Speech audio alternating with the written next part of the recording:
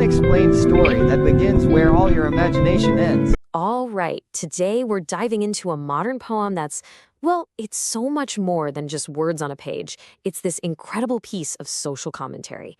And we're going to explore how, when the official systems go quiet, art can step up and do the talking.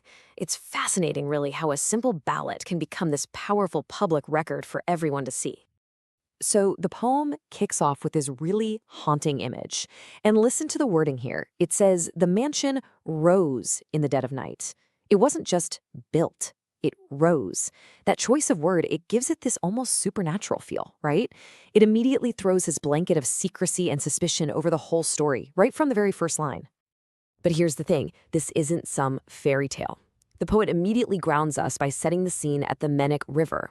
And that's a real place. So right away, you know this story isn't happening in some fantasy land. It's rooted right here in our world, a reflection of a very real and pretty troubling reality. And then you get this number thrown at you, 0.2 billion. I mean, we're not just talking about a house here. This is a monument to wealth. And the sheer scale of that number, it just forces you to ask the big question. Where on earth did that kind of money come from? And the description of who built it, this is telling. You've got your regular workers, sure, but the poem makes a point of saying state-employed soldiers were there too, and that detail, that's a bombshell. It immediately suggests that public resources were being misused for someone's private gain. That's a huge abuse of power. So you see what the poet is doing, right? All these little pieces, the secrecy, that staggering cost, the real-world location, and this really controversial workforce, they're all being layered, one on top of the other, building up to the poem's central accusation. And here's the kicker. The poem's big claim is that this isn't even a secret. It flat out says, the people know. So this isn't some deep hidden conspiracy. Nope, it's a blatant truth that's just hiding in plain sight for everyone to see. Yeah, the poem doesn't pull any punches. It says the mansion is a monument to secret gain. It's basically the physical embodiment of corruption, of stolen wealth. Okay, so if this is such an open secret, you'd think the justice system would have something to say about it, right? You'd expect them to step in. So what was the official response? Let's see how the poem handles that. And this right here captures the absolute core of the conflict. You've got this huge gap between what everybody knows and what the officials are doing, which is nothing. The people see the truth, plain as day, but the legal system just throws up this wall of denial. They're basically saying, nope, not our problem. And the poem does not hold back. It points the finger straight to the top. It's saying this isn't just the system failing. No, this is a deliberate choice by the people in charge to just look the other way. And that silence, that makes them complicit in the whole thing. And the result of all this inaction, it's just this incredibly frustrating picture of total impunity. For the powerful, life just goes on. The lights are still burning, the bills are getting paid, the mansion is still standing, and the guilty are free. Justice isn't just delayed here, it feels completely absent. So what do you do when the human systems of justice completely fail you? Well, this is where the poem takes a really dramatic turn. It pivots, it stops looking at the silent courts and the leaders who do nothing, and instead it makes an appeal to a higher divine authority. The first appeal is to Kataragama. Now, this is a really significant choice. We're talking about a very powerful deity, and Kataragama isn't known for gentle persuasion. This is a god of fierce, swift justice.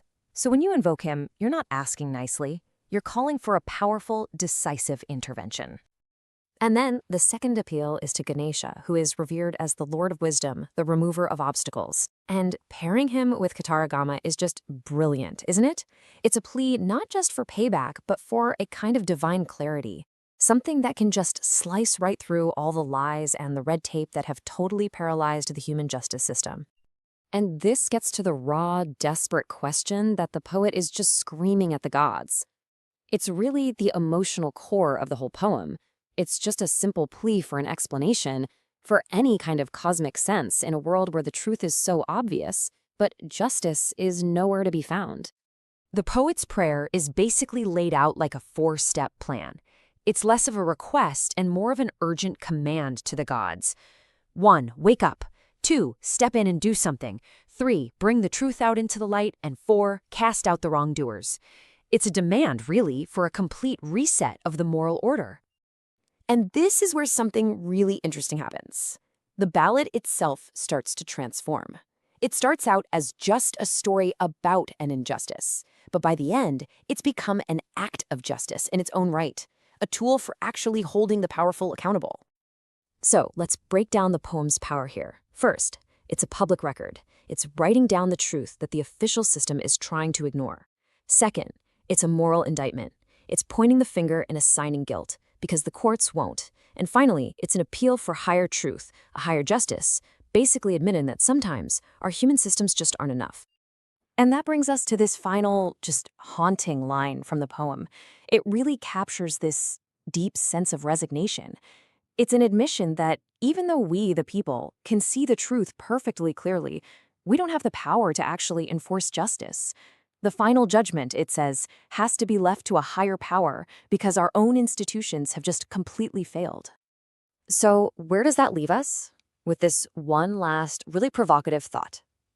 If the law is silent, if justice is denied, who gets to write the truth?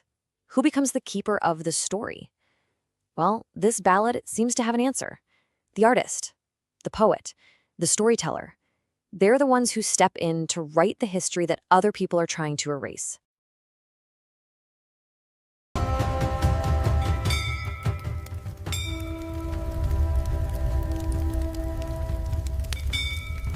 This is just a pause,